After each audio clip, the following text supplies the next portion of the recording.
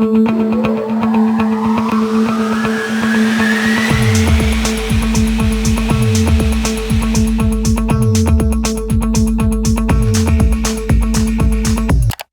have another look at the 7 types of waste. Overproduction. The waffles were not delivered to the customers, the children, at the right time. The children did not eat a single waffle, which means that all of the waffles are overproduction. Superfluous movements. Our father travels many meters as he gets ingredients from various cupboards. The arrangement of the work surfaces and the ingredients generates waste in the form of superfluous movements. A possible solution here would be to optimize the sequence of gathering the ingredients. Maybe the arrangement of the ingredients could be improved as well. Waiting times. On several occasions we saw that the father waited for a machine process to finish. The machine time should always be based on the worker, not the other way around. The first example, the father waits for the mixer to finish mixing the batter. Then he waits for the waffle iron to heat.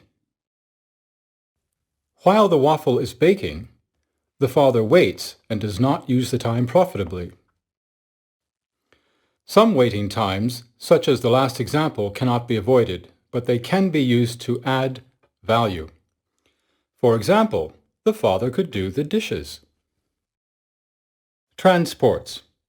In this film, a tool, the mixer, and not the product is transported. Moving the mixer is unnecessary transport. To prevent this, the processes must be optimally coordinated. The mixer, for instance, should stand at the location where it is also used. Process overfulfillment.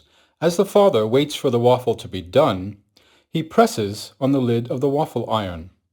This overfulfills the process. The father's activity in no way speeds up the baking time. Another example of process overfulfillment would be stirring batter that has been blended enough. Stocks. The many bowls in the kitchen cupboard make finding the right one difficult and time-intensive. Stocks that are adapted to demand increase transparency and reduce costs of capital.